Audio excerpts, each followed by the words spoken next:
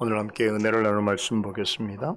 사도행전 11장 27절로 30절 말씀입니다.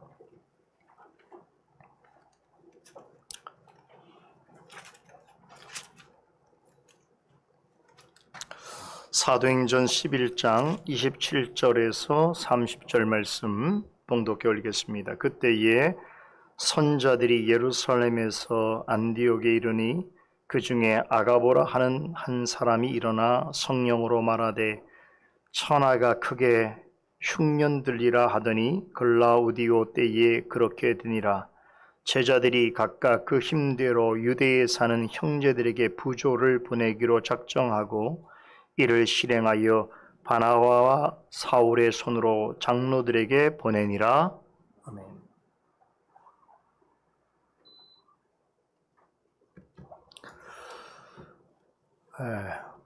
우리는 지난 몇 주 동안 사도행전 11장 본문을 통해서 역사 속에 처음으로 그 자태를 드러내기 시작한 어느 한 교회에 설립되는 과정을 주의 있게 살펴보았습니다. 어느 교회지요? 안디옥 교회입니다. 안디옥 교회는 이방인을 중심으로 세워진 최초의 이방인 교회라는 교회사적으로 기념비적인 의미를 가진 교회입니다. 이런 생각이 듭니다. 여러분, 역사는 흐른다라고 하는 말을 들어보셨지요? 이 최초의 이방인 교회에도 해당되는 말입니다. 안디옥 교회는 결코 홀로 세워진 교회가 아닙니다. 어느 날 갑자기 뚝딱하고 생겨난 것이 아니지요. 면면이 흘러오는 이전 교회의 역사의 물줄기 가운데 형성되었습니다. 사도행전은 이 부분을 잘 말해주고 있습니다.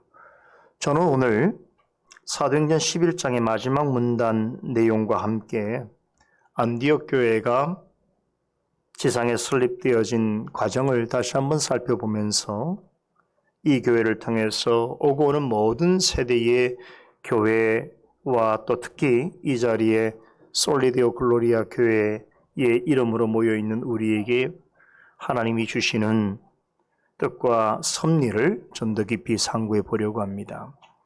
그런 후에 오늘 본문 내용과 관련해서 안디옥 교회 성도들이 우리에게 주고 있는 또 다른 선행과 교훈에 대해서 나누면서 사도행전 11장 강해를 마무리하려고 합니다. 오순절 성령 강림과 함께 그리스도의 복음이 전파되면서 이 땅에 신약의 교회들이 세워지기 시작했습니다. 그 첫 번째 교회는 예루살렘 교회입니다. 얼마 후에 유다와 사마리아 땅까지 복음이 전파되어서 그곳에도 교회들이 세워졌습니다. 그럼에도 예루살렘 교회는 이방인 전도에 엄두를 내지 못했습니다. 이방 선교를 주도하기에는 여러모로 부족한 점이 많았습니다. 신앙적으로는 그리스도를 주로 믿는 변화가 있었지만 정서적으로는 여전히 유대주의의 벽을 뛰어넘지 못한 상태에 있었습니다. 그런 중에도 하나님께서는 예수님께서 일찍이 밝히신 이방 선교의 계획을 차질 없이 진행해 가셨습니다. 이 일을 위해서 한 사람을 예비해 두셨죠. 바로 백부장 고넬료입니다. 이방 선교에 대하여 하나님께서 가지신 계획과 열망을 나타낸 환상을 그와 베드로에게 보여주셨습니다. 성령의 이끌림을 따라서 베드로는 고넬료의 가정을 방문하여서 그와 그의 가족과 동료들에게 복음을 전했습니다. 그때 오순절 날에 예루살렘에 임한 것과 동일한 성령께서 임하시고 그 가운데 있는 자들에게 방언을 말하는 놀라운 역사가 나타났습니다. 그로써 이방인 전도는 그리스도께서 약속하신 대로 하나님께서 기뻐하시는 일이라는 사실을 역사 속에 명백히 드러내셨습니다. 얼마 후에 예루살렘 교회는 베드로의 보고를 통해서 고넬료 가정에 일어난 하나님의 놀라운 역사를 알게 되었습니다. 드디어 이방인 전도를 하나님의 뜻으로서 공식적으로 받아들이게 되었습니다. 이 일은 초대교회 복음 전도 사역에 아주 중대한 일대 변화를 가져오는 계기가 됩니다. 이쯤에 스데반의 순교와 함께 예루살렘 교회에 불어닥친 강력한 박해를 피해서 각처로 흩어졌던 사람들 중에 일부 성도가 안디옥에 이르러서 거기에 있는 헬라인들에게 복음을 전파했습니다. 이들은 복음을 위해서 세움받은 전문 사역자들이 아니었습니다. 교회 직분자들도 아닙니다. 예루살렘을 떠나서 이곳저곳을 떠돌아다니면서 주로 장사를 하면서 생계를 유지하는 평범한 유대인 성도들이었습니다. 평신도임에도 불구하고 그리스도의 복음은 온 땅에 전파되어야 한다는 것을 깨달아 알고 있었습니다. 그래서 안디옥에 거주하는 이방인들에게 예수가 주시라고 하는 복음을 담대히 전했습니다. 교회의 역사의 흐름을 뒤바꾸겠다라고 하는 어떤 특별한 사명감이 있어서가 아닙니다. 혹은 어리석은 대중의 의식을 계몽해서 보다 나은 개혁된 세상을 만들고자 하는 어떤 거창한 소명의식을 가지고 그리한 것 또한 아닙니다. 그들은 자신들이 하는 일들이 앞으로 전개될 교회 역사에 어떤 의미와 열매를 남게 될지 알지 못했습니다. 그렇게 깊고 고매한 목적을 가지고 한 일이 아닙니다. 다만 복음을 듣고서 예수 그리스도가 참되고 유일한 구세주이시며 만유의 주요 만왕의 왕이시라는 사실을 확신하게 되었습니다. 그리스도의 말씀대로 복음은 예루살렘을 넘어서 유다와 사마리아와 땅끝까지 이르러 전파되어야 된다는 것과 또 누구든지 그리스도를 믿고 고백한다면 하나님 나라 백성이 될 수 있다는 사실을 순전히 믿었습니다. 이러한 믿음을 가지고 하나님 나라의 씨를 뿌리는 자들처럼 어디를 가든지 누구를 만나든지 예수 그리스도의 복음을 전했습니다. 공적인 설교나 가르침 대신에 사람들에게 가까이 다가가서 나누는 진실한 대화를 통해서 또 일상생활 속에서의 만남과 신앙 인격적인 삶을 통해서 신실하게 복음을 전했습니다. 그때 그 누구도 예상치 못한 일이 일어났습니다. 그들로부터 복음을 전해들은 안디옥에 있는 많은 이방인들이 주를 영접했습니다. 이렇게 해서 당대 로마 제국의 세 번째로 큰 이방 도시에 이방인들을 중심으로 하는 최초의 이방인 교회가 탄생하게 되었던 것입니다. 앞서 예루살렘과 유다와 사마리아 지역의 교회들은 사도들과 복음 전도자들에 의해서 세워졌습니다만 안디옥 교회는 핍박을 피하여 도망다니던 평신도 유대인 성도들의 자발적인 전도와 헌신에 의하여 설립되었습니다. 바로 이 모습은 이전 역사에서는 볼 수 없었던 새로운 차원의 복음 전도 운동입니다. 예루살렘 교회와 사도들자 이방 선교에 대해서 확신을 갖지 못하고 망설이고 있을 때에 복음을 있는 그대로 믿고 순종한 일반 성도들에 의해서 이방 교회가 세워졌다는 것은 그 누구도 생각지 못했던 참으로 놀라운 일이고 오직 하나님만이 하실 수 있는 일입니다. 이 일을 통해서 하나님께서는 이 땅에 세워지는 하나님의 나라는 소수의 종교적 엘리트나 또 어떤 특별한 사명이나 경험을 가진 사람들에 의해서 독점되어져서는 안 된다는 것을 명확하게 알리셨습니다. 뿐만 아니라 이 땅의 하나님 나라의 건설과 기독교 역사의 발전은 성령의 충만함을 입은 성도들이 자신의 삶의 자리에서 가르침을 받은 대로 복음을 이해하고 복음을 전하고 복음대로 살아가는 그런 일을 통해서 이루어진다는 것을 나타내 보이셨습니다. 여러분, 이런 일들은 타 종교들과는 아주 분명한 차별성과 구별성을 나타내 보이는 기독교만의 특징입니다. 다른 종교에서는 이 전하는 소수의 특별한 사람들에게만 관심을 갖지요. 대중들은 다 우매하다고 생각합니다. 소수의 종교적 권력자가 전체 모든 것을 장악하고 있습니다. 그러나 기독교는 그렇지 않아요. 하나님께서는 초대교회들이 우후죽순 세워지는 과정에서 사도들과 복음 전도자들 같이 복음 전도를 위해서 공식적으로 부르신 자들을 매우 특별한 방식으로 기쁘게 사용하셨습니다만 하나님 나라를 건설해가는 사역을 그런 자들에게만 맡기지 않으셨다는 것이 굉장히 중요한 사실입니다. 성령 충만한 평신도들을 하나님 나라의 일꾼으로 삼으셨습니다. 우리가 그동안 사도행전 강의를 통해서 만났던 사람들을 한번 떠올려 보세요. 오순절 성령 강림 때 복음을 듣고 주님의 제자가 되기로 한 예루살렘 교회에 속해 있는 유대인 성도들, 바나바, 스데반과 빌립을 비롯한 7 성도, 에디오피아 내시 에니야, 다비다, 그리고 피장 시몬, 고넬료와 그의 가족과 동료들, 그리고 마침내 안디옥까지 이르러서 복음을 전한 유대인 성도들. 여러분, 지금까지 사도행전을 통해서 만났던 성도들인데 이들은 훗날 직분자로 부르심을 받는 몇 사람을 제외하고는 이름 없는 평신도들입니다. 이름이 있어도 그렇게 주목받지 못하는 사람들입니다. 우리는 앞으로 남은 사도행전 말씀을 통해서 이런 사람들을 또 많이 만나게 될 것입니다. 하나님께서는 이들을 하나님 나라를 건설하는 데 참으로 귀한 그릇으로 사용하셨습니다. 하나님 나라를 이루어 가시는 중요한 순간순간마다 성령 충만한 일반 성도들을 일으켜 세우셔서 하나님의 크신 일에 동참하게 하셨습니다.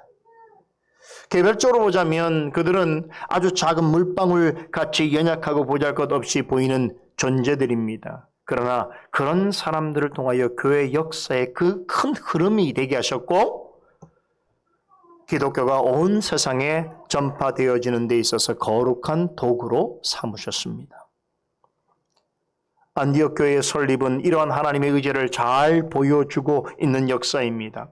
자, 그런데도 우리가 한 가지 잊어서는 안 되는 중요한 사실이 있지요.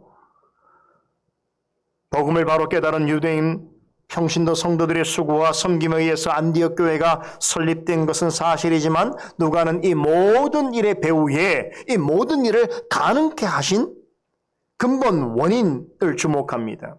사도행전 11장 21절에 주님의 손이 그들과 함께 하셨기 때문이라고 전하지요.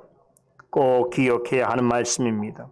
안디옥 교회는 저절로 세워지지 않았습니다. 그렇다고 우연히 된 것도 아니고 사람에 의해서만 되어진 것이 아닙니다. 이 교회가 세워지기까지 하나님의 철저하신 계획과 간섭이 있었다는 것입니다. 안디옥 교회라는 열매를 이루시기 위하여 예루살렘에 모진 박해를 허락하셨습니다. 그 일로 유대인 성도들이 흩어지게 하셨습니다. 그 중에 일부를 안디옥으로 인도하셨습니다. 그리고 그들에게 이방인들에게 복음을 전파하게 하는 마음을 갖게 하셨습니다. 그렇게 성령 하나님이 주신 마음으로 복음을 전할 때에 많은 이방인들이 주를 믿고 주께로 돌아오는 역사가 일어났습니다. 이렇게 하여서 스데반의 순교와 함께 시작된 예루살렘 박해가 일어난 지 10여 년 만에 로마 제국을 대표하는 도시 중 하나인 안디옥에 이방인 중심의 교회가 탄생하게 되었던 것입니다. 이런 방식으로 이방 땅에 최초의 이방인 교회가 탄생할 것이라고 아무도 예상치 못했습니다. 사도들도 기대하지 못했던 일입니다. 안디옥 교회의 설립 과정을 그래서 살펴보면 살펴볼수록 참 하나님의 그 일하심에 놀랍고 섬세하신 섭리, 이것이 얼마나 크고 대단한 것인가라고 하는 것을 새삼 깨닫게 되는 것이지요. 이어진 이야기를 조금 더 해보겠습니다. 이렇게 생각지 않게 안디옥에 이방인 교회가 설립되었다는 소식을 전해드는 예루살렘 교회는 지체 없이 이곳에 바나바를 파송했습니다. 드디어 예루살렘 교회는 이방인 선교 사역에 매우 적극적인 태도를 보이게 된 것인데, 바나바는 예루살렘에 있는 사도들과 경건한 성도들 모두가 인정하는 착하고 충성된 하나님의 종이었으며 성령과 믿음이 충만한 성도였습니다. 그가 파송을 받고 직접 와서 안디옥에서 자세히 돌아보면서 살펴보니 이 안디옥에서의 부흥은 생각했던 것보다 훨씬 놀라운 하나님의 역사였습니다. 바나바는 아주 큰 기쁨을 가지고 이제 복음을 듣고 교회로 나와서 이방인 교회를 설립한 성도들에게 굳은 마음으로 끝까지 주께 붙어 있어라고 진심 어린 권면을 전합니다. 그리고는 온 힘을 다해서 이곳에 남아서 안디옥 교회와 이방인 성도들을 섬겼습니다. 그 결과 더 많은 사람들이 교회에 더해졌습니다. 그렇게 안디옥 교회의 사역은 매우 성공적으로 진행되었습니다. 바나바에게서는 너무나 기쁘고 감사한 일이었을 것입니다. 그러나 바나바는 그 모든 공을 자신의 것으로 돌리는 일에 관심을 갖지 않았습니다. 그는 교회가 성장하면 할수록 자신의 사역의 한계를 깨달았습니다. 안디옥 교회가 말씀 위에 더 든든하게 세워져 가기 위해서는 자신보다 더 훌륭한 말씀 사역자가 절실히 필요하다는 것을 깨달았습니다. 그래서 바나바는 지체 없이 10여 년 전에 헤어진 후로 그 자신의 고향에서 하나님의 부르심의 때를 준비하고 있던 사울을 찾아가게 됩니다. 그리고 사울에게 바나바 교회로의 청빙을 제시합니다. 놀랍게도 사울은 그 바나바의 요청을 하나님의 부르심으로 이해했습니다. 참 이 장면도 너무나 감동적인 것이에요. 여러분, 10여 년 만에, 헤어진 지 10여 년 만에 처음 만남을 갖게 될 때에 그 자체만으로도 두 사람을 얼마나 기뻤겠습니까? 지금 같아서야 우리가 어떤 수단들을 통해서 지구 저 멀리 있어도 늘 대면할 수 있고 서로 근황을 나눌 수 있지만 당시에는 그럴 수가 없었던 것 아닙니까? 그죠? 인편으로 사람에게 편지를 보내면 몇 달이 걸리는 것이에요. 또 그것이 도착했는지도 할 수가 없는 상황이에요. 이 두 사람은 헤어진 지가 10여 년이 지났습니다. 그런데 오늘 갑자기 바나바가 사울을 찾아오게 된 것이죠. 그리고 그동안 자신들에게 있었던 일들을 서로 나누면서 참으로 하나님께서 하신 일들을 돌아보게 될 때에 얼마나 기쁘고 감격스러웠겠습니까? 서로 떨어져 있는 오랜 동안에도 하나님께서 계획하신 일들을 다 이루시고 어떻습니까?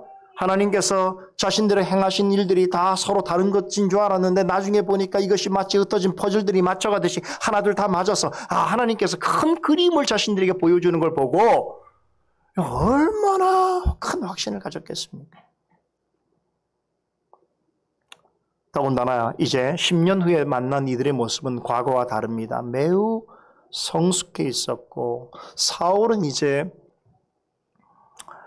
하나님께서 그를 이방인 사도로 부르실 그때를 준비한 원숙한 신학자의 목회자로 변모해 있었고, 바나바는 모든 교회에게 존경받는 교회 장로와 같은 자가 되어 있었습니다. 참 감동적인 장면이었을 것 같아요. 그렇게 두 사람이 다시 의기투합하여서 이제 안디옥으로 돌아오게 됩니다. 그리고 돌아와서 1년 동안 힘을 다해서 안디옥 교회와 이방인 성도들을 섬겼지요. 무엇보다도 두 사람은 이곳에서의 1년 동안의 사역 동안 가장 관심을 갖고 주력했던 것이 무엇입니까? 말씀을 가르치고 교육하는 일이었습니다. 바로 이 장면은 나중에 이 땅에 세워지는 지상교회가 우선적으로 추구해야 될 사역의 가치와 목적이 무엇인지를 보여주는 아주 바람직한 예시가 되어집니다.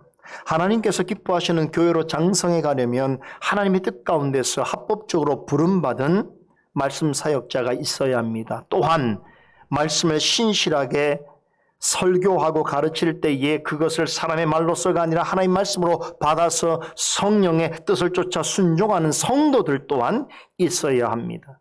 이러한 일에 있어서 안디옥 교회는 모든 교회에 아주 모범적인 모델을 제시해주고 있습니다. 일반 성도들의 수고와 헌신 가운데 세워진 일에 만족하지 아니하고 사울과 같은 나중에 바울이 될 이런 훌륭한 말씀 사역자를 청빙해서 지속적이고 체계적인 말씀의 가르침을 받고 또한 성령과 믿음이 충만한 바나바와 같은 성숙한 교회 지도자들의 가르침을 받아가는 중에 여러분 비록 1년이라고 하는 짧은 시간이었지만 안디옥 교회는 내외적으로 큰 성장을 보이게 되어집니다. 교회에 어떤 가르치는 자가 있느냐, 어떤 섬기는 자가 있느냐에 따라서 그 교회는 내외적인 부흥의 역사가 나타나게 되어 있습니다. 놀랍게도 복음을 듣고 회심한 지 얼마 되지 않는 다수의 이방인 성도들로 구성된 교회 아닙니까? 그런데 이런 교회가 말씀을 받는 일에 있어서뿐만 아니라 그리스도를 믿고 따른 일에 있어서도 아주 놀라운 진보를 나타내었습니다. 그로 인해서 안디옥 교회에 속한 성도들과 이방인 사회에 속하여 살아가는 사람들과 그 사이에 확연한 구별점이 드러나기 시작했던 것입니다.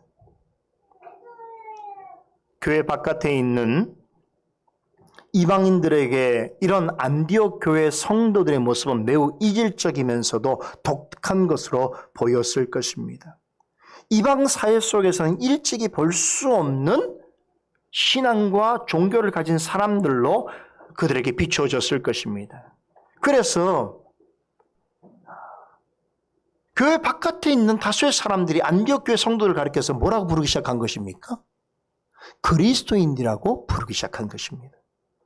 그리스도인이란 그리스도에게 속하여 있는 사람들 혹은 그리스도를 추종하는 사람들 혹은 그리스도를 닮아가는 사람들이란 뜻이지요.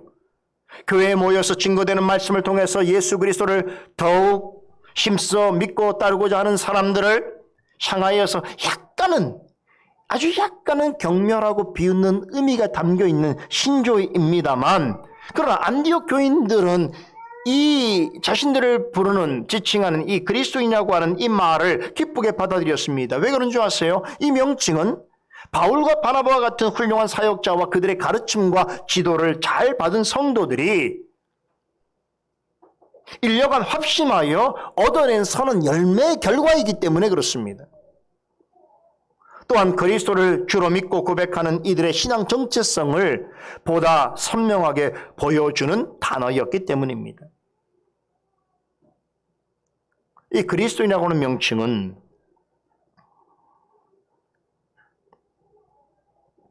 다음과 같이 생각지 않았던 확실한 긍정적인 역할을 해주었습니다. 이 이름은 유대주의자와 그리스도인을 구별하는 뚜렷한 효과가 있었습니다. 당시만 하더라도 많은 사람들은 이 그리스도를 믿는 사람들을 유대주의의 한 분파로 이해했습니다. 그때만 하더라도 유대교와 기독교를 구분하지 못했습니다.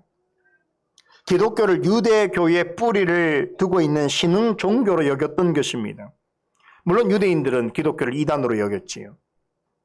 신흥 종파로 여겼던 것입니다. 그런데 그리스도인이라고 하는 말이 사용되기 시작하면서부터 이런 혼란은 서서히 정리되기 시작했습니다.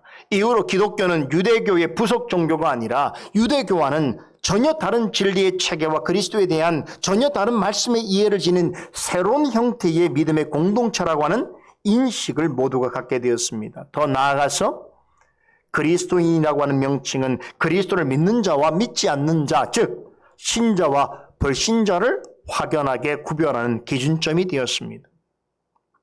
어쨌거나 그 이후로 안디옥 성도들을 지칭하는 별명이었던 이 그리스도인은 우리 한자로는 기독교인이라고 하고 영어로는 크리스찬이라고 부르기도 하는 이 명칭은 예수 그리스도를 참되고 살아계신 하나님이시요 또한 죄 없으신 하나님의 아들이시요 우리의 유일한 구원자이시요 왕이시요 심판주로 믿고 고백하는 구원받은 사람들을 가리키는 세계 보편적인 명칭이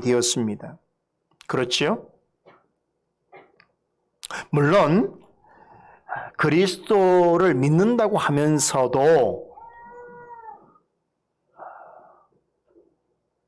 그리스도와 전혀 상관없이 그리스도에 대한 진실한 신앙 없이 살아가는 사람들이 참으로 많기에 오늘날에도 이 그리스도인이라고 하는 이름만으로는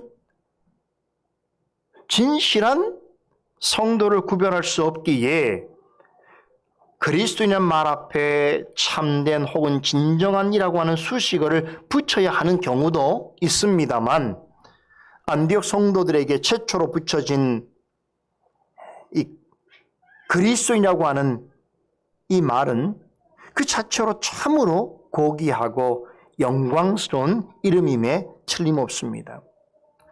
여기서 한 가지 더 생각해 볼 것이 있는 것이 그리스도라고 하는 말은 여러분이 잘 아시는 것처럼 기름 부음 받은 자라는 뜻입니다.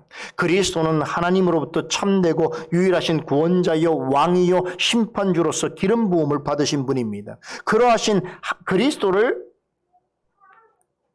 참되게 믿고 따르는 사람은 그리스도께서 하나님께로부터 기름 부음을 받으신 것처럼 성령으로 말미암아 기름 부음을 받았습니다.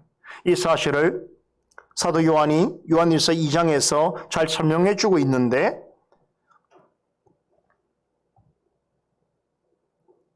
구원받은 성도를 가리켜서 사도 요한은 거룩하신 자에게 기름 부음을 받은 하나님의 자녀라고 하면서 기름 부으신 성령께서 그리스도가 우리에게 약속하신 모든 진리를 가르치시고 그분 안에 거하게 하심으로 마침내 그리스도께서 다시 오실 때에 우리로 하여금 담대함을 얻어 그분 앞에 부끄럽지 않게 서게 하심 그 영원한 구원을 얻게 하실 것이라고 전합니다. 이 말씀에 따르면 우리 모두가 그리스도 앞에 다시 오실 그리스도 앞에 서게 될 때에 여러분 우리를 부르는 명칭 중에 한 가지는 우리가 성령의 기름 부으심 받은 자라고 하는 뜻에서 그리스도인이라고 하는 명칭으로 불릴 가능성이 매우 높습니다.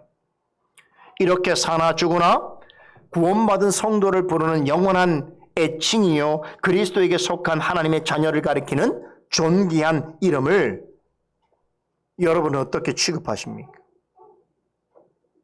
누군가 여러분에게 그리스도인이라고 여러분을 지칭할 때 여러분들은 그 명칭을 어떤 마음으로 받아들입니까? 여러분 그 명칭을 존귀하고 자랑스럽게 생각하고 있습니까? 이 그리스도인이라고 불리는 이 칭호에 걸맞은 삶을 살아가고 있습니까? 행여 사람들이 이 명칭을 조롱과 비웃음 섞인 투로 부르더라도 그리스도로 인하여 기꺼이 기뻐하고 즐거워할 이름으로 생각하십니까? 여러분 우리는 이 땅에서 죽는 날까지 그리스도인이라고 하는 이름으로 불리어지게 될 때에 지금과 같은 신앙의 본질적인 물음들에 항상 직면하게 될 것입니다. 그럴 때마다 우리는 하나님 앞에서 합당한 답변을 내어놓아야 하는 것입니다. 그렇지요? 사람들이 우리를 그리스도인이라고 부를 때 내가 사람들에게 그리스도인이라고 나를 소개하게 될 때에 우리는 이런 본질적인 그리스도인이라고 하는 이름과 관련된 본질적인 질문들 앞에 우리는 서게 될 것이고 그것을 늘 어떻게 답변해야 될지를 우리는 생각해야 할 것입니다. 여러분 이런 한 가지 점만 생각해 보더라도 안디옥 교회는 우리에게 참 많은 것들을 생각하게 하고 우리의 신앙을 깊이 돌아보게 해주는 것이죠. 그런 점에서 저는 참 우리 교회도 안디옥 교회 같았으면 좋겠다라고 하는 소망을 절로 갖게 되는 것입니다. 무슨 말인고 하니 우리 교회가 시간이 흘러서 다음 세대와 우리 믿음의 후손들이 지금 우리가 섬기고 있는 이 솔리디오 글로리아 교회를 생각하게 될 때에 마치 우리가 지금 성경을 통하여 안디옥 교회를 돌아보는 것처럼 그러한 일들이 있을 때에 우리가 안디옥 교회를 돌아보면서 주 안에서 많은 것들을 생각하고 도전받는 것처럼 우리의 다음 세대의 자녀들이 솔리디오 글로리아 교회를 돌아보면서 우리가 안디옥 교회를 생각하듯이 그렇게 주 안에서 많은 것들을 추억하고 도전을 받고 은혜를 나눌 수 있는 그런 교회로 세워지기를 간절히 소망하는 것입니다. 그런 점에서 우리 교회도 안디옥 교회 같았으면 좋겠다 이런 얘기. 안디옥 교회라는 이름으로 바꾸자는 얘기가 아니라 안디옥 교회 같은 그런 교회로 남았으면 좋겠다라고 하는 소망을 갖게 되는 것이죠. 지금까지 안디옥 교회에 관해서 많은 말씀을 전해드렸는데 아직도 할 얘기가 더 남아 있습니다. 누가는 오늘 우리가 함께 살펴볼 이 사도행전 11장의 마지막 단락에서 다시금 우리로 하여금 주목하지 않을 수 없는 참으로 감동적이고 도전이 되는 이야기를 전해주고 있습니다. 과연 어떤 내용일까요? 기대되죠. 사실 안디옥 교회 그러면 우리가 그동안 그냥 알고 있는 안디옥 교회에 대한 인상이 있었는데 이렇게 파고 들어가면 갈수록 참 특별한 교회구나. 참 하나님의 특별한 섭리 가운데 세워진 교회구나. 이 교회는 단순히 그 시대만의 이방인들을 위한 교회가 아니라 여러분, 이 엄청난 시간이 흘러서 오늘 우리에게까지도 의미를 두고 있는 교회로 세우시기 위하여 참 특별한 교회로 하나님 남겨두셨구나 하는 것을 깨닫게 되는 것이 아닙니까? 오늘도 우리가 그 사실을 한 가지 더 알게 되어질 텐데요. 그래서 이제부터 교회 역사의 첫 번째 사례이자 또 모든 교회의 좋은 본보기가 되어지고 있는 이 안디옥 교회에 관해서 이 교회가 들려주고 있는 또 특별하고 아름다운 한 가지 이야기를 여러분과 나눠보려고 합니다. 바나바와 사울이 안디옥에서 열심히 사역하고 있을 때에 여러분 예루살렘으로부터 몇 명의 선지자들이 이 안디옥에 이르게 됩니다. 이들을 선자라고 말하는데 이 선자라고 하는 명칭은 오직 사도시대에만 존재한 어떤 특별한 직분의 명칭이라고 볼 수 있는데요. 이렇게 말씀을 선포하고 가르치는 사도들과 달리 이들은 주로 미래의 어떤 일들에 대하여서 예언하고 그것을 가지고 성도들을 위로하고 격려하고 책망하기도 했던 사역을 담당한 그런 사역자들입니다. 자, 이 사람들이 어떤 목적에서 안디옥에 오게 되었는지는 우리는 알 수가 없습니다.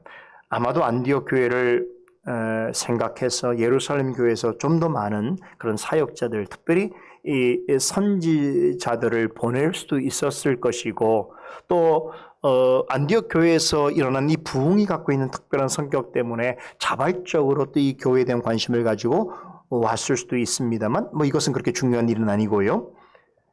누가는 이들 중에서 아가보라는 사람에게 주목합니다. 그는 안디옥에 와서 어떤 예언을 하게 되면 이제 천하가 크게 흉년이 들 것이라고 예언합니다. 그런데 놀랍게도 그 예언이 그대로 이루어져요.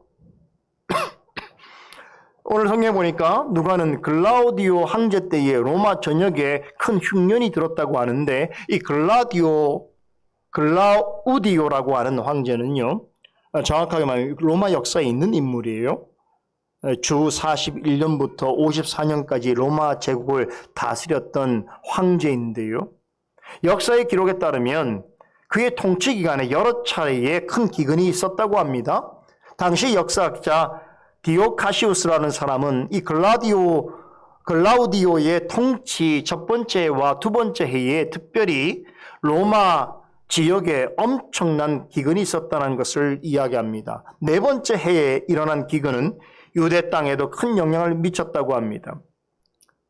당시 역사를 기록한 또 한 명의 저명한 유대인 역사가 있죠. 요세푸스는 그의 책 유대인 고대사에서 이 기근은 특별히 예루살렘의 치명적인 고통과 빈곤을 이야기했다라고 전합니다.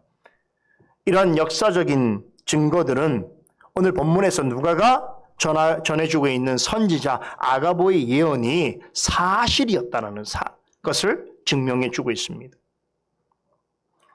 글라우디오 황제 통치 기간에 여러 해 동안 지속적으로 일어난 기근을 세상 역사가들은 아주 우연적으로 발생한 그런 불행한 사건으로 기억하고 있습니다. 그러나 누가는 이 또한 모든 일의 배후에 하나님께서 역사하셨다라고 전합니다. 그것을 알 수 있는 중요한 단서가 있지요. 본문 28절은 아가보가 어떻게 예언했습니까? 이 일을 어떻게 알게 됐습니까? 성령의 말하게 하심을 따라서 예언하였다라고 전합니다. 이런 부분은 세상의 역사가들이 알 수 없는 부분이지요. 그냥 일어난 현상을 보고 기록할 뿐이지만 그러나 성령의 영감을 받아 이 말씀을 기록한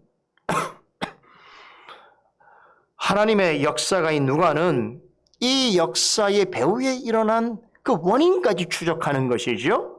그래서 아가보가 성령의 말하게 하심을 따라서 예언했다는 거예요. 이것은 당시에 예언하는 능력을 가진 사람들과 아주 다른 모습이죠. 그들은 대개 어떤 종교적인 방법을 동원해서 추론을 하거나 아니면 요즘 점성술 같은 거 유행하지 않습니까? 별의 움직임이라든가 어떤 자연 현상의 특이한 그런 징조들을 근거로 해서 미래의 일들을 예측하곤 했습니다. 그러나 아가보는 달랐지요. 그는 성령을 힘입어서 예언했습니다. 따라서 그가 전한 예언 는 사실이었고 성취될 수밖에 없었던 것이지요. 성령의 은밀한 영감으로 사도행전을 기록한 누가는 그의 예언이 실제로 글라우디오 통치 중에 이루어졌다는 것을 우리에게 확인시켜주고 있습니다. 이것만 봐도 성경은 얼마나 놀라운 책인지 몰라요. 그래서 여러분 다른 이야기지만 서양의 모든 지식의 근본을 이루는 철학이나 사상은 다 성경에 기반을 두고 있어요. 기독교적 풍토를 이해하지 못하는, 역사를 이해하지 못하고는 서양의 철학과 역사와 어떤 사상은 존재 가치를 잃게 됩니다.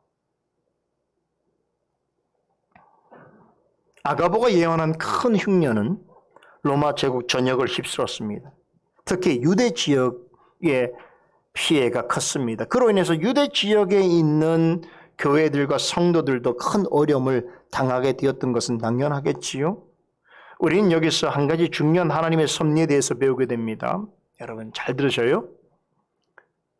사실 유대 지역에 세워진 이 교회와 성도들의 입장에서 볼 때는 이 로마 지역 전역을 휩쓴 이 대기근, 또 특별히 유대 지역, 예루살렘 지역을 강타한 이 큰 흉년은 불행하고 절망적인 일이지요. 그렇죠. 여러분 이 사실은 오늘 우리에게 뭘 가르쳐 줍니까? 우리가 예기치 않은 이 불행하고 절망적인 일이라고 하는 것이 항상 믿지 않는 자들에게만 일어나는 일은 아니라는 것이죠. 믿는 자에게도 예기치 못한 불행이 찾아올 수 있는 것입니다. 믿는 자라도 생각지 못한 절망으로 인해서 이런 일들로 인해서 절망하고 몸서칠 수 있는 것이, 우리는 성경에서 이런 이야기를 얼마나 많이 전합니까? 여러분 욥을 생각해 보십시오. 그의 생애는 자택을 공인하는 경건한 그런 삶을 사는 성도의 자리에 있었습니다. 그러나 그는 도저히 사람들로서는 감당해낼 수 없는 참담할 정도의 불행과 고통을 겪었습니다. 그 욥의 친구들이 그에게 와서 위로한답시고 했던 말이 뭡니까? 이런 얘기에 늘 정말 하나님 앞에 의롭게 사는 사람이라면 이 정도의 불행이나 고통은 당할 리가 없다는 거예요. 그러니까 네 잘못을 생각해봐라는 거예요. 네가 모르는 잘못이 있을 거야. 네가 뭔가 큰 잘못을 했지만 지금 모르고 있어서 하나님이 너에게 지금 벌을 주시는 거야. 이걸 자꾸 얘기하는 거예요. 쉽게 말하면 너는 하나님께 전혀 의롭지 않아. 그러니까 결론적으로 맞는 얘기예요. 참 희한한 논리인데. 그러니까 사실 친구들이 와서 한 말이 틀린 말은 아니잖아요. 왜냐하면 하나님 앞에 그든 의로운 자가 아니란 말이에요. 그런데 네가 당하고 있는 지금 모든 이 정도의 불행 정도는 이건 하나님 앞에 뭔가 잘못하고 뭔가 네가 큰 죄를 지었기 때문에 네가 받는 것이니까 그 일을 한번 생각해 보라는 거예요. 그래 해결을 하라는 거예요. 그러나 맞는 이야기지만 잘못된 논리이기도 하죠. 무슨 얘기입니까? 하나님께서 주시는 불행과 어떤 그런 절망이라는 것이 항상 그 사람에게만 원인이 있어서 주시는 것은 아니죠. 하나님 어떤 섭리 가운데 주시는 일인 것을 그들은 생각지 못하는 것이죠.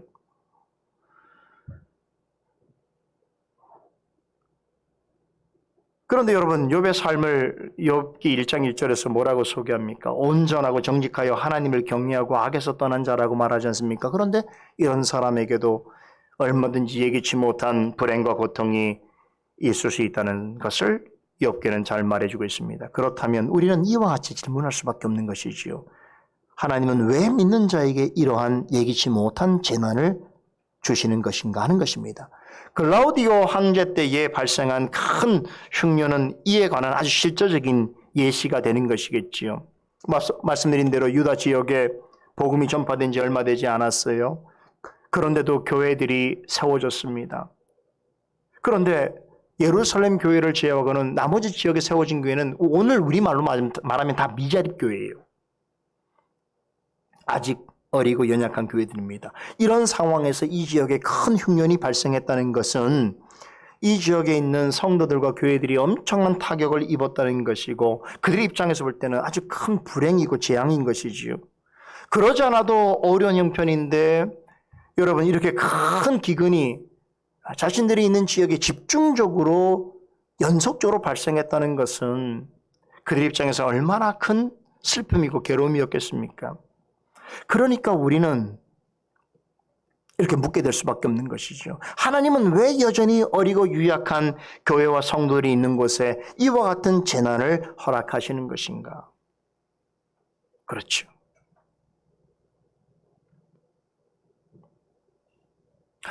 여러분, 이 물음을 우린 예루살렘 교회에 그대로 적용할 수 있는 것입니다.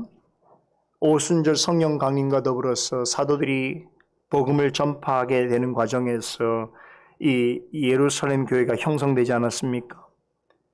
그 예루살렘 교회는 모든 교회의 모교와 같은 그런 교회 아닙니까?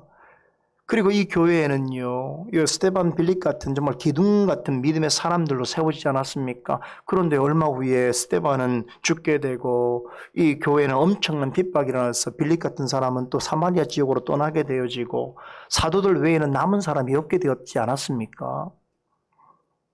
누가 이런 일을 예상했겠습니까? 여러분, 예루살렘 교회 성도들 입장에서 볼 때는 얼마나 불행한 일입니까? 정말 성령의 역사 속에서 처음 있는 그런 성령의 아주 강력한 임재가 있어서 세워진 교회인데 얼마 후에 몇 해가 지나지 않아서 교회가 어떻게 보면 풍비박산해버린 거 아닙니까? 이 현상을 어떻게 설명할 수 있겠어요? 어떻게 믿음으로 이걸 받아들일 수 있겠냔 말이에요. 그런데 우리가 그동안 사도행전 이 말씀을 우리가 배워가면서 이 예루살렘 교회에 임한 이런 재난은 결코 우연한 것이 아니고 하나님의 섭리 가운데 일어났던 이라는 것을 우리는 깨닫고 확신하지 않았습니까? 여러분, 그러나 이런 자리에 있는 사람들은 이런 재난을 겪는 사람들 입장에서 볼 때는 당장에 깨닫기 어려운 것입니다. 그래서 아까 말씀드린 것처럼 예루살렘 교회에 속해 있는 사도들조차 이방인 선교에 엄두를 내지 못했던 거예요. 쉽게 말하면 우리 교회 형편이 이렇게 어려운데 어디 남들 어디 가서 전도하고 교회를 세운다는 것은 이건 어려운 일일 수밖에 없는 것이죠. 그러다 보니까 이방인 선교가 그들로서는 계획할 수도 없고 더딜 수밖에 없었던 것이지요. 이것은 잘못된 것이 아니라 당연한 것입니다. 그럼에도 잊어서는 안 되는, 의심해서는 안 되는 상황이 있죠. 그런 상황에서도 하나님께서는 택하신 교회와 성도들을 어떻게 하십니까? 언제나 은혜로우시고 자비로우시고 노하기를 더디하시고 인애가 크심으로 그들이 감당치 못할 재앙을 내리지 아니하신다는 것이고 그것을 허락하셨을 때는 반드시 그것을 통하여 더 참되고 의미 있는 선한 목적을 이루신다는 것입니다. 그래야 그것으로 하나님을 떠나 있는 인생이란 얼마나 연약하고 비참한가를 알게 하실 뿐만 아니라 하나님 자녀에게는 하나님을 더 크게 의지하도록 하게 하시는 것입니다. 다시 말씀을 드립니다만 믿는 자가 만나는 재앙과 불행은 우연히 닥치는 것이 아닙니다. 이런 목적이 있어요. 이것을 다 설명할 수 없습니다만 하나님 앞에서 기고만장 못하도록 자신의 의와 자신이 세운 무엇에 의존하지 못하도록 인내하면서 주님을 더욱 의지하도록 오직 주께만 참된 위로와 소망이 있음을 알도록 하나님을 사랑하는 자는 곧 하나님의 뜻대로 부르심을 입고 있는 자들에게 있어서는 이 모든 일을 통하여 협력하여 마침내 기뻐하시는 선을 이루신다는 그 사실을 체험적인 신앙을 갖도록 하시기 위해서 나아가서 불같은 시험을 통해서 성도들의 신앙과 믿음이 정금같이 단련되도록 하시기 위하여 때로는 믿는 자들에게도 예기치 못한 어려움을 허락하신다는 것입니다. 그런데요, 본문에서 누가가 관심을 더욱 기울이는 것은 사실 아가보의 예언이나 그로 인해서 예루살렘 교회에 닥친 어려움이 아니라 그와 같은 재난을 대하는 안디옥 교회와 성도들의 믿음 있는 태도입니다. 유대에 있는 교회와 성도들이 큰 육련으로 어려움을 겪고 있다는 소식을 들은 안디옥 교회 성도들은 뭐합니까? 이제 예루살렘 교회와 성도들을 위하여 구제금을 보내기로 성도들이 모여서 작정을 합니다. 참 여기에 한 가지 또 중요한 우리가 주목해 볼 사실이 있는데요. 흉년의 범위가 예루살렘만 있었던 것이 아니라 로마 전역에 있었던 것이기 때문에 사실은 도움이 필요한 사람이 많았을 것입니다. 그런 중에도 안디옥 교회는 도움을 베풀 수 있는 자신들이 도움을 베풀 우선 대상자들을 정했습니다. 왜 그렇습니까? 한 교회가 모두에게 다 도움을 줄 수 없는 것이지요. 안디옥 교회가 자신들의 자선의 대상으로서 추천한 대상이 누구입니까? 바로 유대에 사는 형제들입니다. 다시 말해서 가장 우선적으로 예루살렘 교회를 돕기로 한 것인데요. 여러분, 이것은 오늘 우리 교회가 누군가를 도울 때에, 구제할 때에 어떤 기준과 원칙을 가져야 하느냐를 제시하는 굉장히 중요한 내용이기도 합니다. 뭐 할 수 있으면 많은 사람을 다 도우면 좋지요. 그러나 교회는 그럴 수가 없어요. 그럴 때 교회는 가장 우선적으로 관심을 가져야 될 구제의 대상, 자선 대상이 누굽니까? 주 안에 있는 믿음의 형제들이지요. 형제도 돕지 않으면서 형제가 아닌 자들을 돕는다는 것은 우선순위가 아닌 것이지요. 그렇죠? 교회가 관심을 가져야 될 일이 바로 그런 것입니다. 그러나 이런 일들은 세상에서 소문을 내진 않아요. 어떤 교회가 세상에 예를 들면 그냥 일반적으로 생각하는 그러한 가난한 자들, 소외당한 자들, 사람들이 주목할 수 있는 그런 사람들을 돕는 일에 있어서는 언론도 떠들고 교회를 소개해 주는데, 교회가 교회를 돕는 일, 교회가 믿음의 형제들을 돕는 일은 아무도 관심을 갖지 않아요. 근데 그것이 교회의 우선순위란 말이에요. 여러분, 성령의 충만한 은혜를 입고 세워진 예루살렘 교회도 그러지 않았습니까? 여러분도 아시다시피 초창기 예루살렘 교회에 속한 성도들이 어떻겠습니까? 은혜를 받고 자발적으로 자신의 소유를 팔아서 교회에 헌상했습니다. 예루살렘 교회는 그 대부분을 그 교회와 관련되어 있는, 그러나 어려움을 겪고 있는 성도를 구제하는 일에 사용했지요. 지금 안디옥 교회의 지도자가 되어서 이 모든 일을 이끌고 있는 바로 바나바가 예루살렘 교회에 있을 때 이 일을 솔선수범하지 않았습니까? 그래서 그는 자신의 것을 참으로 하나님 앞에 구별하여서 자신의 가지고 있는 밭을 팔아서 교회에 헌납하고 그것을 통해서 구제하는 사역에 그는 모범을 보였습니다. 그런 점을 생각해 볼 때 이번에 안디옥 교회에서 이렇게 구제금을 모아서 예루살렘을 돕는 그 일에 있어서도 바나바가 크게 관여하고 있었을 것이라고 우린 충분히 예상해 볼 수 있는 것입니다. 예루살렘 교회는 구제 사역에 큰 모범을 보여준 교회입니다. 활발하고 적극적인 구제 사역으로 인해서 한때는요, 예루살렘 교회 안에 가난한 자가 전혀 없었더라고 그렇게 누가는 고백을 전하고 있습니다. 그러나 지금은 상황이 달라졌습니다. 글라우디오 황제 통치 때에 연이어 발생한 대기근으로 인해서 예루살렘 교회는 큰 혼란을 겪게 되었습니다.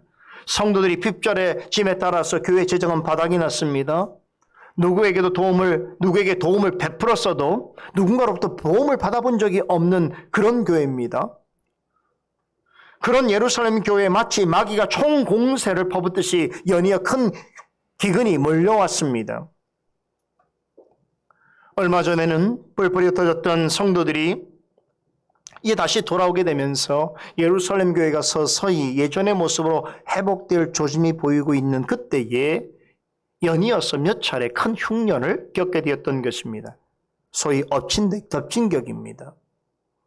바로 그때에 예루살렘 교회를 힘써 도우려고 하는 교회와 성도들이 있었다는 것이지요. 바로 안디옥 교회에 속해 있는 그리스도인들이었습니다. 한 가지 놀라운 것은 이들은 어려움을 당한 예루살렘 교회 성도들을 어떻게 이해합니까? 누구이기 때문에 돕습니까? 유대에 사는 형제들로 이해하고 있다는 거예요. 굉장히 놀라운 말이에요. 이들이 예루살렘 교회 성도들을 도우려고 하는 것이 일종의 인류애나 동정심 때문이 아니었다는 것입니다. 그리스도 안에 있는 믿음의 형제들로서, 한 형제로서 그리스도의 사랑을 나누고자 했던 것입니다. 놀랍지 않습니까? 안디옥 교회는 예루살렘 교회에 비하면 모든 면에서 비교 자체 되지 않을 정도로 미약한 교회입니다. 더구나 복음을 처음 접한 후에 회심한 이방인들이 중심이 되어서 이루어진 교회입니다. 그런데도 이들은 예루살렘 교회의 어려움을 남일처럼 생각지 않았을 뿐만 아니라 큰 기근으로 고통당하는 예루살렘 교회 성도들을 누구로 여겼습니까? 한 믿음 안에 있는 형제로 여겼다는 것이에요. 그래서 안디옥 교회 그리스도인들은 각자 힘을 다해서 구제금을 모으는 일에 동참했습니다. 본문 29절에서는 제자들이 각각 그 힘대로 구제금을 보낸 일에 작정했다라고 전합니다. 참 저는 이 장면을 보면서 놀랍게 생각하는 게 있어요. 이때는 지금 바나바와 사울, 앞으로 바울이 될 사울이 함께 공동으로 지금 이 안디옥 교회에서 목회하고 있지 않습니까? 그런데 오늘 저는 누가가 이 29절을 기록한 걸 보고 제자들이 각각 그 힘대로 구제금을 보내는 일에 대하여 동참한 것을 보고 이래서 체험 목회가 중요하구나 하는 걸 새삼 깨닫게 됩니다. 무슨 말인고 하니 나중에 바울이 다른 교회들에 대하여 이제 그 헌금의 원리, 구제 사역의 그 원리를 제시할 때에 이 안디옥 교회에서 겪었던 바로 이 상황, 이것을 근거로 해서 구제와 헌금의 기본 원리를 생각해냈다고 저는 확신합니다. 근거가 있어요. 고린도후서 8장에 보면 바울이 이제 고린도 교회에 대하여서 예루살렘 교회가 또 계속 어려움 가운데 있을 때에 예루살렘 교회에 있는 가난한 성도들을 돕기 위해서 이제 조금 풍족했던 이 고린도 교회가 힘써 헌금에 동참할 것을 호소하는 내용이 나오는데 여기에 고린도후서 8장 3절이죠. 그 유명한 힘대로 할 뿐 아니라 힘에 지나도록 자원하여 드림이 좋다라고 하는 이 유명한 헌상의 원리를 제시합니다. 이게 그냥 나온 말일까요? 이 안디옥 교회의 목회 경험이 그대로 반영된 것이라고 저는 확신합니다. 안디옥 교회의 형편이 예루살렘 교회보다 얼마나 좋았는지는 알 수 없습니다만 이방인들로 구성된 신생 교회였던 안디옥 교회에 속한 그리스도인들은 예루살렘 교회가 당한 이 어려움을 남들처럼 여기지 않았고 또 그들을 그리스도 안에 있는 형제로 생각했습니다. 그래서 이 교회를 돕기 위하여 각자 자신의 형편에서 최선을 다해서 구제금을 마련하는 일에 작정을 하였어요. 놀랍죠? 각자가. 이들은 누굽니까? 얼마 전까지만 해도 이 유대인들에게 그토록 사실을 좋지 못한 대우를 당하고 있던 이방인들이에요. 근데 이들이 이제 예루살렘 교회, 오직 유대인들로 구성되어 있는 예루살렘 교회의 어려움을 듣고서는 그들을 형제로 여겨서 이제 힘을 다하여서 그들을 돕는 일에 자원하고 나섰다는 것이에요. 여기서 우리 한 가지 물음을 갖게 되지요. 안디옥 교회 성도들이 여러분 이 교회가 세워진 지 얼마 되지도 않고 대부분은 다 처음 복음을 듣고 회심하여 이제 이방인들로 구성되어 있는 이 어떻게 보면은 뿌리가 없는 역사가 부족한 이런 교회가 어떻게 이렇게 성숙한 믿음의 자태를 보일 수 있었는가 하는 것입니다. 교회가 설립된 지 얼마 되지도 않은 교회가 어떻게 이렇게 성숙한 신앙을 가질 수 있었겠는가? 여러분 그 원인이 어디 있다고 생각하십니까? 저는 그 이유를 알 것 같아요. 왜 그런 줄 아세요? 이들은 신실한 유대인 성도들에 의해서 복음을 전해 들었고 그리고 바나바와 사울과 같은 훌륭한 교회의 지도자들로부터 지속적으로 말씀을 듣고 배웠기 때문에 그렇습니다. 비록 1년이라고 하는 짧은 기간이었지만 안디옥 교회의 성도들은 이들로부터 말씀을 집중적이고 체계적으로 배우고 있겠습니다. 그 결과가 어떻게 나타난 것입니까? 예루살렘 교회와 성도들을 믿음의 형제로 이해하게 되었고 그리고 그들이 어려움을 당했을 때에 자원하여 힘을 다해서 그들을 돕는 일에 스스로 동참하게 되었던 것입니다. 자, 이런 점을 볼 때에 안디옥 교회 성도들을 바깥 사람들이 그리스도인이라고 칭하는 것은 이것은 이상한 일이 아니에요. 진짜로 이상한 사람들인 거죠. 그들의 눈에 볼 때는. 특별한 사람들인 것이죠. 그래서 이 그리스도인이라는 이름 명칭은 안디옥 교회의 실체를 보게 되면 소름 끼칠 정도로 예언적인 명칭인 거예요. 진짜 그들은 참된 그리스도인이었다는 것이지요. 이 말은 뭡니까? 안디옥 교회 성도들은요, 이방인들이었음에도 불구하고 말로만 믿는 자들이 아니었다는 것이에요. 믿는 바를 행동으로 실천하는 성도들이었습니다. 말로 믿는다는 것은 그리 어렵지 않습니다. 우리가 이걸 어떻게 할 수 있습니까? 여러분, 교회에서 세례받고 입교회에 참여하고 또 교회 직분자가 되어지고 또 교회 교인으로서 정식으로 가입하게 될 때에 다 입으로 고백하는 거 아닙니까? 말로 하는 건 누가 못합니까? 그래서 가끔 목회자 속고 그래요. 속고 속이기도 하는 것이죠. 말로 하는 거니까 믿었단 말이죠. 근데 아니라면 어떡하겠습니까? 그런데 이렇게 그리스도인이라고 하면서 자신이 하나님 앞에서 성도들 앞에서 그 서운하고 맹세한 것에 대해서도 지키지 않는 자들이 얼마나 많습니까? 그런 사람들을 세상에서는 이름뿐인 그리스도인이라고 말하지. 명문만 가진 자들이라고 말하지. 행함이 없는 반쪽짜리 믿음을 가진 그리스도인이라고 말하죠. 그런 사람들이 여러분 우리 주변에 한국 교회 안에 얼마나 많습니까? 하지만 안디옥 교회에 속한 그리스도인은 달랐다는 것이죠. 여러분 이들은 힘을 다해서 구제금을 보내는데 작정하기만 한 것이 아니라 30절을 보세요. 실제로 작정한 대로 헌상을 해서 그것을 모아서 바나바와 사울의 손에 들려서 예루살렘 교회 장로들에게 직접 전달하게 합니다. 이렇게 해서 바나바와 바울은 최초의 이방인 교회에 속한 이방인 출신의 그리스도인들이 힘써 작정하고 헌상한 구제금을 가지고 예루살렘 교회를 방문하게 되는 거예요. 놀라운 일이. 이때 사도 바울은 개인적으로 예루살렘 교회를 두 번째 방문하게 되어집니다. 저는 이 장면은 우리가 놓쳐서는 안 되는 굉장히 중요한 몇 가지 메시지를 우리에게 전해주고 있다고 생각합니다. 오늘 이 내용을 여러분에게 전해드리면서 사도행전 11장의 내용 전체를 마무리하려고 합니다. 자, 이 장면 30절에 나오는 이 장면이 오늘 우리에게 주는 몇 가지 교훈이 있는데, 첫째는 예루살렘 교회와 안디옥 교회는 서로에게 있어서 매우 특별하고 의미 있는 존재라는 것을 나타냅니다. 여러분 앞서 말씀드린 것처럼 안디옥 교회가 어떻게 탄생했습니까? 예루살렘 교회에서 흩어진 경건한 유대인들이 전하여준 복음으로 세워졌습니다. 또 이 소식을 들은 예루살렘 교회는 바나바를 보내어서 안디옥 교회가 더욱 든든하게 세워질 수 있도록 도왔습니다. 이 말은 달리 말하면 여러분 안디옥 교회는 예루살렘 교회에 관심과 지원 없었다면 안디옥 교회는 세워질 수 없었던 것이에요. 설령 세워진다고 하더라도 지금처럼 우리에게 이런 감동과 도전을 줄 만한 교회가 될 수 없었을 것입니다. 이렇게 예루살렘 교회의 도움으로 성장한 안디옥 교회는 이제 자신들을 도왔던 예루살렘 교회가 어려움에 빠져 있다고 하자 그들을 힘써 도우려고 했던 것입니다. 이게 성도의 마음인 것이지요.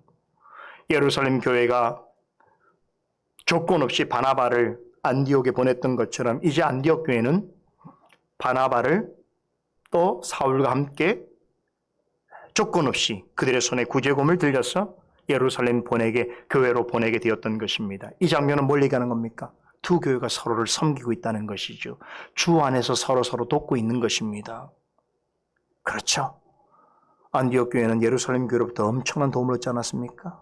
그런데 이제 어려움에 있는 예루살렘 교회를 안디옥 교회는 자원해서 돕고 있는 것입니다. 오늘 본문 29절에 보게 되면 우리말로는 부조라고 하는 말로 번역이 되어 있습니다만 이 말은 두 교회의 가지고 있는 그 관계성의 특별한 점을 잘 말해주고 있습니다. 헌금을 가리키는 구제금 또는 지원금이라는 말로 번역도 가능합니다만 원문에 보니까 이 단어가요. 디아코니아예요. 디아코니아가 뭡니까? 섬김, 봉사라는 말 아닙니까? 여러분, 이 말은 예루살렘 교회는 안디옥 교회에게 그리고 안디옥 교회는 예루살렘 교회에 어떤 존재로 있다는 거예요? 서로를 위하여 섬기고 봉사하는 존재로 있다는 걸 얘기하는 거예요. 무조건 한 교회가 다른 교회로부터 큰 도움을 받기만 하는 것이 아니고 서로가 서로를 돕고 있는 관계로 있다는 것이 매우 특별하다는 것이죠. 여러분 봉사와 섬김에 한 가지 종류의 일만 있는 게 아니지 않습니까? 주님을 사랑하고 주님의 교회를 섬기는 것에 있어서 다양한 형태로 나타날 수 있는 것입니다. 은사와 능력과 기회에 따라서 다른 형태로 서로 돕고 또 봉사할 수 있는 것이지요. 예루살렘 교회처럼 사람을 보낼 수도 있고 또 안디옥 교회처럼 구제금을 보낼 수도 있습니다. 중요한 것은 우리가 그리스도 안에서 서로가 서로에게 대하여 봉사하고 섬기는 존재로 있다는 것을 우리는 기억해야 됩니다. 우리 교회도 우리 교회 힘만으로 세워진 것은 아닐 것입니다. 우리 교회가 세워지는 일에 있어서 도움을 준 자들이 있겠지요. 그런 자들을 우리는 언젠가는 도와야 되는 것이지요. 서로가 서로를 돕는 일, 무엇을 행해야 되겠습니까? 그리스도의 사랑을 실천하는 것을 행해야 되지 않겠습니까? 둘째, 교훈은 두 교회 성도들은 서로에게 사랑의 빚을 지고 있다는 것입니다. 앞서 설명드린 것 같이 안디옥 교회는 예루살렘 교회의 관심과 지원 가운데 설립되고 성장할 수 있었습니다. 안디옥 교회는 예루살렘 교회와 성도들에게 사랑의 빚을 지고 있었던 것입니다. 안디옥 교회 성도들은 이 사실에 대하여 늘 기쁘고 감사했습니다. 그러다가 이 빚을 조금이라도 되갚을 수 있는 절호의 기회가 왔을 때에 그건 어떻겠습니까? 예루살렘 교회가 큰 기근 가운데 어려움을 당하고 있다는 소식을 들었을 때에 그동안 예루살렘 교회로부터 받았던, 다시 말하면 사랑의 빚을 갚는다는 마음으로 힘을 다해서 그 교회 성도들을 도우려 했던 것입니다. 여러분, 안디옥 교회 성도들의 이러한 태도에 대하여 예루살렘 교회 성도들이 어떻게 여겼을까요? 어떻게 받아들였을까요? 감격스러워했겠지요. 정말 생각지도 못한 일 아닙니까? 저 같으면 정말 눈물을 흘리면서 감사했을 것입니다. 이렇게 우리가 뭘 받으려고 해서 저 교회를 도운 것이 아닌데 그 사실을 기억하여 지금 그리스도의 사랑으로 되갚으려고 하는 이 모습을 보게 될 때에 여러분, 이런 일을 통해서 우리가 그리스도 안에 함께 있음을, 한 형제 자매라고 하는 것을 우리는 더 깨닫게 되고 그 사이가 돈독해지는 것입니다. 그렇지 않습니까? 우리가 성도들 관계도 그렇잖아요. 우리가 어떤 성도가 어려움이 있었을 때에 뭘 받으려고 돕는 게 아니잖아요. 정말 진심으로 그에게 관심을 갖고 그를 도우려고 했던 일들이 나중에 어떻습니까? 또 그로부터 내가 받는 것이 있게 되는 것이에요. 항상 그런 거예요. 누구는 항상 주는 자만 있지 않아요. 받기도 하는 것이고 또 받은 것에 감사해서 그를 주는 것이고 준 것에 대하여 또 사랑의 빛으로서 얻는 것이고 그렇게 해서 성도의 관계가 유지되는 것이고 교회가 자라나는 것입니다. 여러분, 로마서 13장 8절에 보면 피차 사랑의 빛 외에는 아무에게도 아무 빛도 지지 말라는 말씀이 있지요. 이 말을 달리 말하면 여러분, 우리는 항상 사랑의 빚을 지고 있는 자들이라는 것이에요. 우리는 주님에 대하여, 교회에 대하여, 가르치는 자에 대하여, 직분 자에 대하여, 성도에 대하여, 또 남편과 아내에 대하여, 부모와 자식에 대하여, 친구와 사랑하는 자에 대하여 항상 빚을 지고 있는 자인데 어떤 빚이라고요? 사랑의 빚을 지고 있다는 거예요. 사람이 홀로 살 수가 없는 것이, 혼자 사는 것이 아니에요. 나에게 사랑을 베푸는 자가 있기 때문에 살아가는 것입니다. 그래서 우리는 항상 사랑의 빚을 지고 있는 것이. 그런데 그 빚은 뭘로 갚는 것입니까? 사랑으로 갚는 것이. 그리스도께 받은 사랑으로 행하는 것이. 그래서 사도 바울이 이 깨달음을 얻고 고린도전서 13장에서 여러분 그 유명한 이야기를 하지 않았습니까? 사랑은 오래 참고 온유하며 투기하는 자가 되지 아니하며 자랑하지 아니하며 교만하지 아니하며 물에 행치 아니하며 자기의 유익을 굳지 아니하며 성내지 아니하며 악한 것을 생각지 아니하며 불의를 기뻐하지 아니하며 진리와 함께 기뻐하며 모든 것을 참으며 모든 것을 믿으며 모든 것을 바라며 모든 것을 견디게 하느니라. 이게 사랑이라는 거예요. 사랑의 빚을 갚는데 그리스도의 사랑보다 더 좋은 것은 없습니다. 그렇듯이 늘 사랑하면서 사랑의 빚을 갚는 즐거움을 만끽하는 여러분과 제가 되기를 간절히 원합니다. 마지막으로 셋째는요, 안디옥 교회가 예루살렘 교회를 돕는 그 일은 앞으로 세워질 교회들의 아주 좋은 본보기가 되고 있다는 것이지요. 안디옥 교회는 이방인 최초의 교회라고 하는 타이틀을 가지고 있으면서 동시에 다른 지역에 있는 성도들과 교회들을 돕는 구제 사역에 있어도 첫 번째 사례가 되는 교회입니다. 대단한 교회죠. 그죠? 그래서 이제 안디옥 교회 이후에는요, 이 구제와 섬김이라는 것이 교회 사역의 굉장히 중요한 요소로 등장합니다. 이 구제와 섬김이라는 사역 때문에 교회 직분자가 생기기도 해요. 집사의 직분, 이런 직분 아닙니까? 그렇죠. 그리고 이 구제와 섬김은 교회 사역의 중요한 요소라는 것이 이제 우리가 확인되어지는 것이고, 하나님께서 기뻐하시는 일하는 것에 대한 하나의 지침으로서 제시가 되어집니다. 이 일들이 안디옥 교회의 행한 일을 통해서 하나의 어떤 매뉴얼이 만들어지게 되는 것이죠. 앞으로 이 부분에 대해서도 우리가 좀 더 배우겠습니다. 이제 말씀을 마칩니다. 제가 다시 한번 안디옥 교회에 대해서 말씀을 전해드렸는데요. 여러분, 지상에 한 교회가 탄생하고 성장해가는 일이라고 하는 것이 그냥 되어지는 것이 아닙니다. 우리 눈에 보이는 것도 있고 보이지 않는 것도 있고, 우리가 아는 것도 있고 알지 못하는 것도 있고, 그렇죠? 사람의 노력이 필요한 부분도 있고 그렇지 않은, 사람이 참여할 수 없는 부분도 있고, 이렇게 사람의 머리로는 다 헤아릴 수 없는 하나님의 뜻과 계획과 또 수많은 경우들의 일들이 아주 복합적으로 작용해서 한 교회가 탄생하는 것이고 한 교회가 성장해 가는 것입니다. 저는 우리 교회도 마찬가지로 생각해요. 우리가 우리 교회에 다 아는 게 아니에요. 보이는 것만 좀 알 뿐이지, 감춰진 것들, 우리 모두가 모르는 부분도 있습니다. 그렇죠. 그러나 그럼에도 안디옥 교회를 통해서 우리가 깨닫게 되는 변함없는 한 가지 진리가 있는데, 하나님께서는 이 모든 일을 통하여 세우신 주님의 교회를 사랑하시고 언제나 함께 하시고 항상 인도하여 주신다는 것입니다.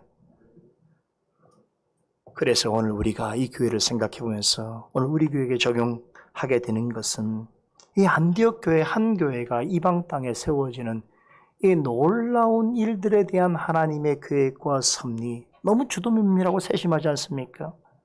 그러한 일들처럼 이 땅에 세워지는 주님의 교회들은 다 다르지만 같은 목적으로 세워진다고 할 때에, 저는 안디옥 교회를 탄생케 하시고 성장케 하신 그 하나님, 그 성령께서 이 땅에 있는 우리 솔리데오 글로리아 교회를 세우시고 인도하시고 이끄시는 하나님이신 줄 믿습니다. 그런 마음으로 하나님의 도우심을 구하며 하나님을 의지하며 나아가는 우리 교회와 여러분들이 되기를 간절히 소원합니다. 기도하십시다. 거룩하신 하나님, 은혜를 감사합니다. 하나님이 주신 말씀을 통하여 교회의 교회됨을 다시 한번 생각할 수 있도록 하시고, 역사 속에 세워지는 주님의 교회가 어떻게 탄생하여 또 성장해가고 주님의 원하시는 열매를 맺어가는지를 분명히 알게 하실 때에, 오늘 우리가 한자리에 모여 이루고 있는 솔리데오 글로리아 교회 또한 그런 하나님의 놀라우신 주권과 섭리 안에 있음을 조금 더 의심할 수 없습니다. 주여, 이 교회를 지켜주시고 이끌어주시며 하나님께서 원하시는 주님의 교회로 날마다 든든히 세워질 수 있도록 역사하여 주시옵소서. 감사드리며 예수 그리스도 이름으로 기도드리옵나이다. 아멘.